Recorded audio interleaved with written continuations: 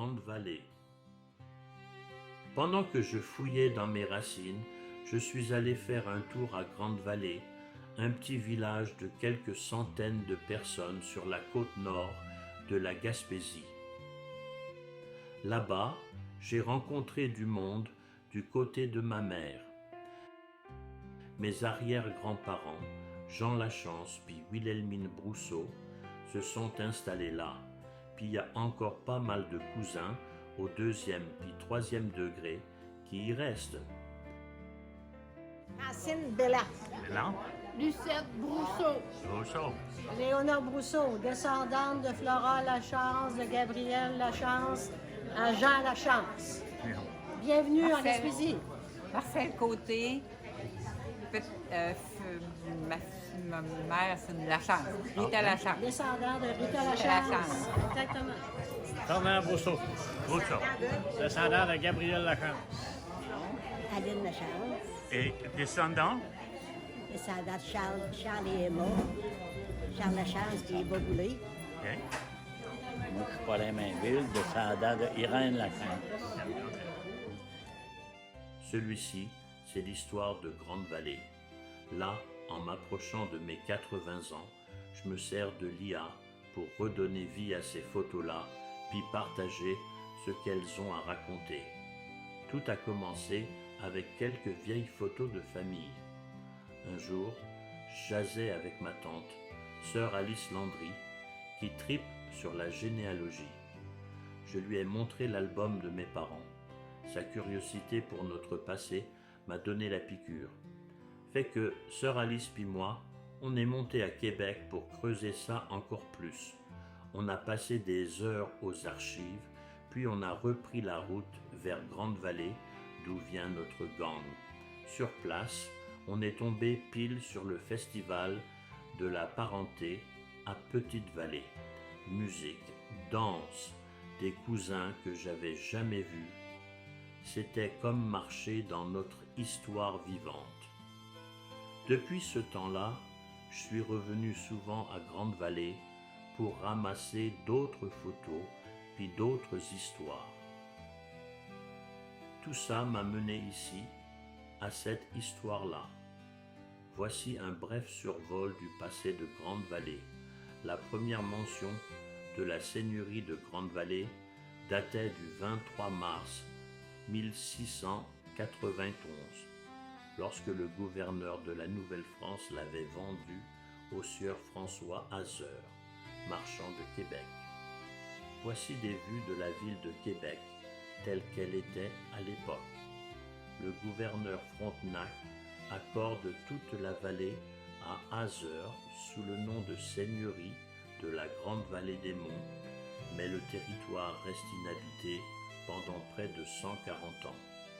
Michel Sarrazin, membre du Conseil supérieur de la colonie, en hérite. Le toponyme Grande-Vallée apparaît sur une carte de Jacques-Nicolas Bellin.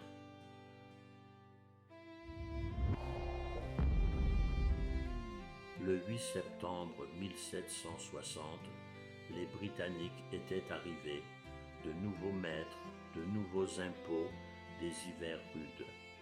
Bien des familles avaient ramassé ce qu'elles pouvaient emporter et étaient montées plus au nord le long du fleuve, s'enfonçant davantage dans les territoires éloignés. Vers 1790, les Québécois avaient accepté la domination britannique, non pas par loyauté, mais parce qu'elle leur permettait de préserver leur culture, leur religion et leur façon de vivre. Les Britanniques, de leur côté, avaient compris qu'ils avaient besoin de la coopération de la population française, surtout après la Révolution américaine, et ils étaient demeurés relativement peu interventionnistes.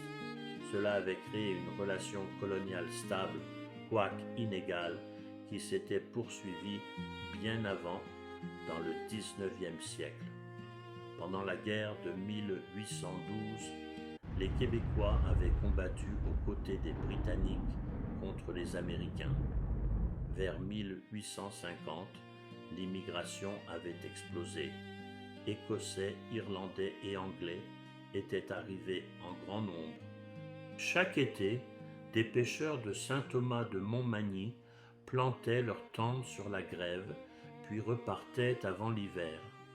Les fermes autour de Québec débordaient. Il y avait 7, parfois 10 enfants sous le même toit.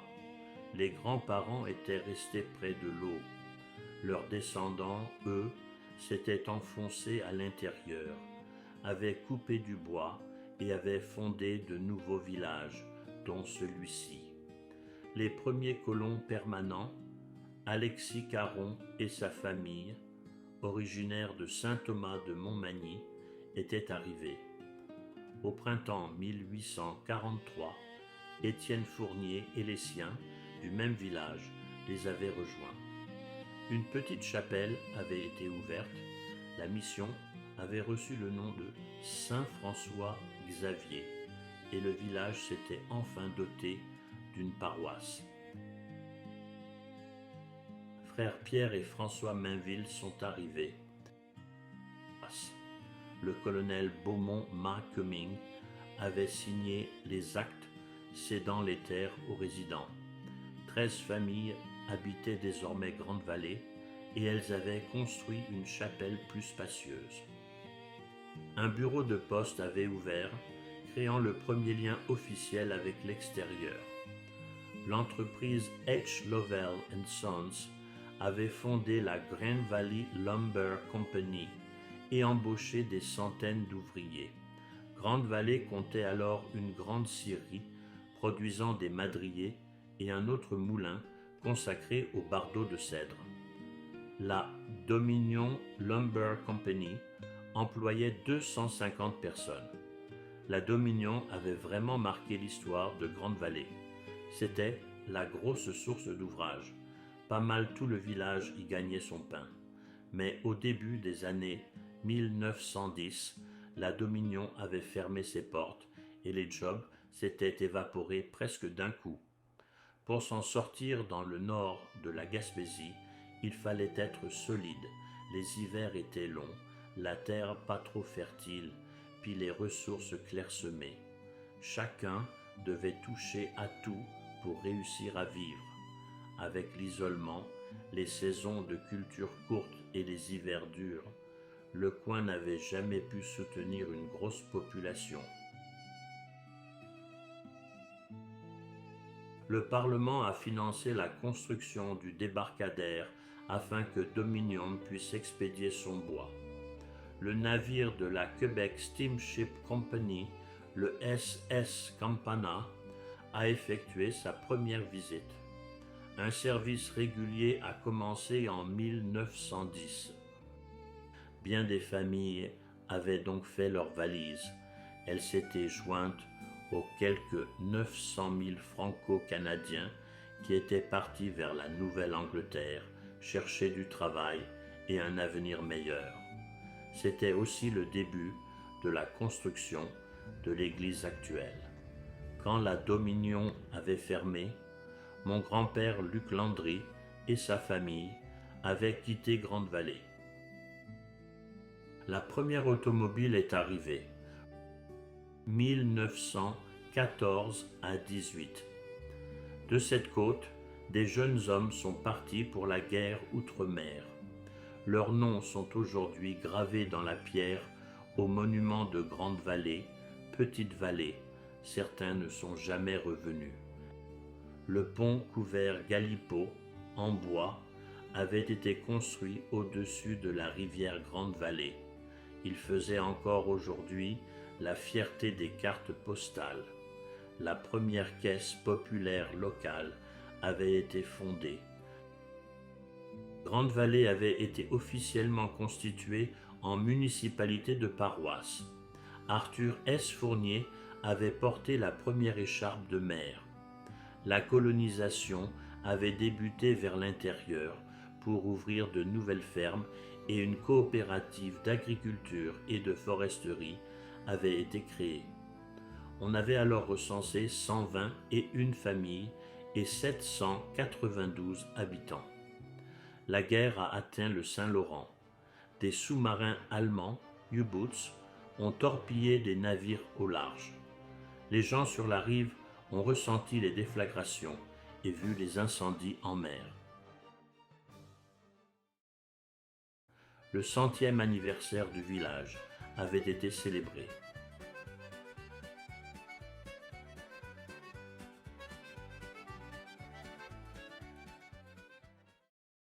Le recensement avait dénombré 930 résidents répartis dans 160 familles. Le Québec vient d'officialiser l'adoption d'un nouveau drapeau marquant une nouvelle étape dans son histoire. L'électricité était enfin arrivée et la population avait culminé à environ 1500 personnes. Le village s'était ensuite étendu vers l'intérieur, dans le secteur appelé la colonie. 1965 marque l'adoption d'un nouveau drapeau pour le Canada. Entre 1962 et 1975, on avait ouvert un poste de police, un bureau de poste agrandi, une école secondaire, une caserne de pompiers et un centre de santé. La Gaspé Lumber Company avait été la seule grande entreprise forestière encore en activité. Elle avait fermé au début des années 2000. Le terme paroisse avait été abandonné. On parlait désormais simplement de la municipalité de Grande-Vallée. 33 quais d'amarrage avaient été rénovés et 4 nouveaux brise-lames avaient été ajoutés. Un partenariat avait été établi avec le festival en chansons de Petite-Vallée. En 2021 et 2024, des subventions avaient été accordées pour stimuler le tourisme. Le dernier recensement avait dénombré environ 1100 habitants, peu nombreux mais riches de l'esprit gaspésien. L'église Saint-François-Xavier avait été entièrement rénovée, prête pour le siècle à venir. Voilà comment, d'un siècle à l'autre, Grande-Vallée s'était bâtie au rythme des départs, des arrivées et d'une incroyable résilience.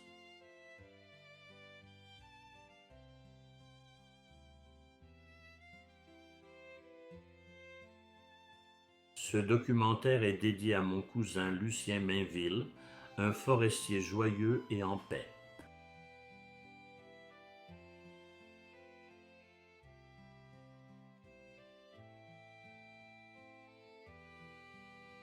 Pour voir plus de vidéos comme celle-ci, rendez-vous sur One Minute Tour sur YouTube.